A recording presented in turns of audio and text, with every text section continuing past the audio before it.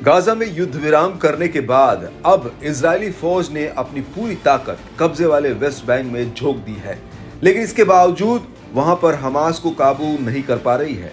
पूरे गाजा को तहस नहस करने के बाद अब आईडीएफ कुछ ऐसा ही वेस्ट बैंक में कर रही है। इजराइल के मिलिट्री बुलडोजर वेस्ट बैंक के अलग अलग इलाकों में सड़कों से लेकर जरूरी ढांचे को तबाह कर रहे हैं ताकि वो प्रतिरोधी लड़ाकों पर लगाम कस पाए।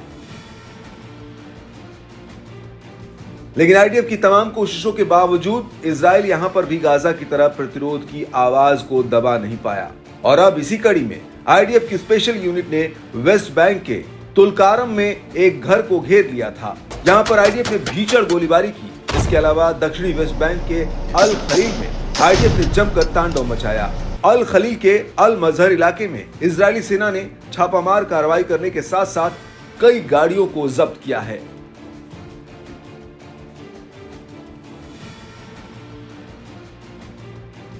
वहीं जेनिन में फिलिस्तीनी रेड क्रिसेंट का कहना है कि उसने 2 लोगों का इलाज किया है जिन पर आईडीएफ ने जालामे चेक पॉइंट पर हमला किया था। इसके बाद शाम को आईडीएफ के लड़ाकू जेट्स ने जेनिन में सिनेमा राउंड बाउट पर हमला किया। इसको लेकर लेबनानी न्यूज एजेंसी अल मयादीन का कहना है कि तुलकारम के ब्लाउनेह इलाके में आईडीएफ ने घरों को बारूद से उड़ाया है।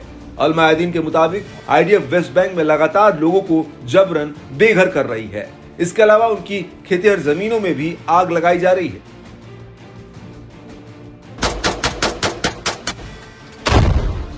पश्चिमी रामलल्ला के इनकीनिया इलाके में आईडीएफ ने मोहम्मद अल मल्लाह के घर पर भी छापेमारी की है, जिसे हाल ही में इजराइल की जेल से रिहा किया गया था।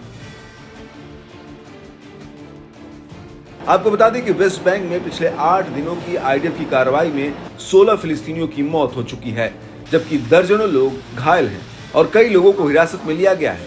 लोकल मीडिया रिपोर्ट्स के मुताबिक वेस्ट बैंक में अभी तक करीब 100 घर जल चुके हैं या तबाह हो चुके हैं।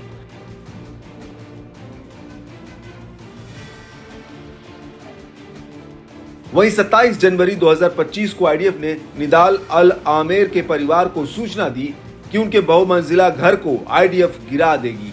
आपको बता दें कि यह घर जेनिन रेफ्यूजी कैंप में है। मीडिया रिपोर्ट्स के मुताबिक आईडीएफ जेनिन कैंप के पश्चिमी किनारे से पीछे हट गई थी, लेकिन कुछ ही समय बाद वो दोबारा यहां तैनात हो गई। आईडीएफ फिलहाल लोगों को उनके घरों तक जाने नहीं दे रही है। इस सब के बीच आईडीएफ ने नबलस स्ट्रिप पर एक गाड़ी को रोका। आईडीएफ ने गाड़ी में सवार लोगों से पूछताछ भी की है और अल नसीरा स्ट्रीट इंडस्ट्रियल इलाके, अल जायद राउंडबाउट, याह्या आशान राउंडबाउट और नबलस स्ट्रीट के आसपास इजरायली सैनिक तैनात हैं।